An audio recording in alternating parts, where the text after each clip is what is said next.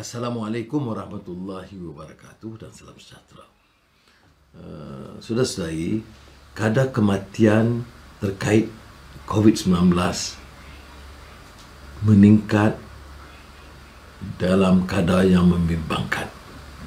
Januari 2021, 500 kematian dilaporkan dalam tempoh 6 minggu. Sekarang 500 kematian terkait COVID-19 dalam tempoh 6 hari. 500 kematian tahun lalu, Januari tahun ini, tempoh 6 minggu. 500 kematian sekarang dalam tempoh 6 hari. Jadi, ini bertentangan dengan kenyataan pemimpin-pemimpin dan pegawai yang bertanggungjawab yang agak optimistik kerana keadaan akan berkurangan dan keadaan boleh dikawal. Jumlah itu kita dah pertikai dan saya lihat dalam media sosial itu merebak kecaman bahawa kadar positif itu tidak melambangkan keadaan sebenar. Kita uji kurang, kadar positif kurang. Kita uji lebih, kadar positif lebih. Jadi, tapi tidak ada jawapan yang memuaskan. Mengapa kadar itu menurun secara mendadak sekadar nak menunjukkan bahawa jumlah itu berkurangan.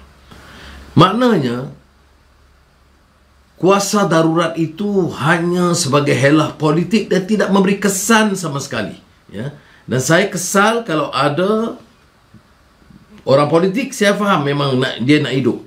Janganlah orang pegawai profesional turut bersekongkol dan memberikan alasan-alasan hujah yang membosankan dan lari daripada fakta dan data sains. Ya.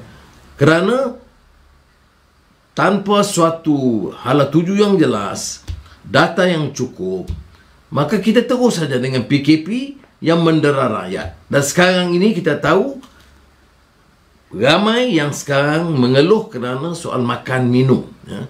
Saya tahu dalam beberapa hari yang lalu kita dapat liputan dari lembah pantai Bandar Tun Razak. Itu di kota. Selain daripada usaha kita di Port Dickson. Bagaimana keadaan ini membebankan rakyat. Dan suntikan itu sangat kecil. Kalau kita kaji pandangan Paul Krugman dari ekonomi, Muhammad Al-Aryan, semua mengatakan masa sekarang ialah menambah suntikan keuangan yang secukupnya untuk mengurangkan beban rakyat, makan minum mereka dan perbelanjaan yang diperlukan. Selain daripada hal yang kita sentuh tadi, ya, kita tahu juga tentang kecuaian, entah terkait kepentingan rasuah ataupun kecuaian, saya tidak tahu. Tetapi yang nyata apa? Diberikan kebenaran kepada kilang-kilang. Kalau kilang besar, cepat kebenarannya. Kemudian, tidak ada kawalan SOP yang jelas, yang ketat. Umpamanya di Sepang, Glove Factory, 30% pekerja dikenal pasti positif COVID. Jadi, bagaimana boleh kita benarkan hal ini berlaku? Kilang berjalan terus, 30% pekerja. Kalau ada kawalan yang ketat membenarkan orang, kalaupun nak dibenarkan, maka kawalan ketat. Ujian, saringan, setiap seminggu, saringan. Supaya tidak menjadikan keadaan ini lebih kusut dan membebankan rakyat. Jadi sebab itu saya katakan, ya, perlu ada ujian, beri data kepada rakyat dan kemudian pastikan ada langkah-langkah yang ketat dan terkawal. Jangan pilih, ya. Gerai-gerai kecil hadapi masalah, kilang-kilang besar diberikan kelulusan tanpa kawalan. Kemudian vaksin, ya, vaksin saya telah sentuh berulang kali. Saya tidak bermaksud menjelaskan lebih daripada itu. Selain menyatakan kamu cuai dari awal, lambat penerimaan vaksin, dan kita cadangkan berilah satu dos awal kepada semua kerana nampak kelam kabut. Di kebanyakan negara kita lihat ribuan kawasan suntikan diberikan, termasuk doktor GP di daerah-daerah kecil. Kita sini masih fikiran otak mega kerana kos tinggi, kontraktor banyak, tak memanfaatkan GP yang ada.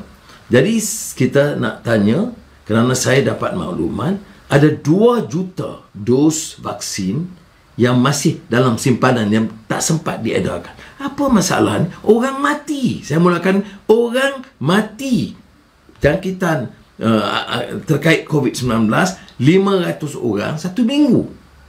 Ini apa nak lambatkan lagi pengalihan ini, pengedaran vaksin? Jadi saya mahu penjelasan supaya tidak membebankan rakyat. Secara terperinci tentang hala 7 yang disebut exit strategy pasca COVID-19 ini, termasuk langkah-langkah ekonomi, akan saya cuba jelaskan esok insya-Allah 8:30 malam setelah memanfaatkan kajian daripada pasukan khas yang ditubuhkan oleh pejabat Ketua Pembangkang. Terima kasih. Wassalamualaikum warahmatullahi wabarakatuh.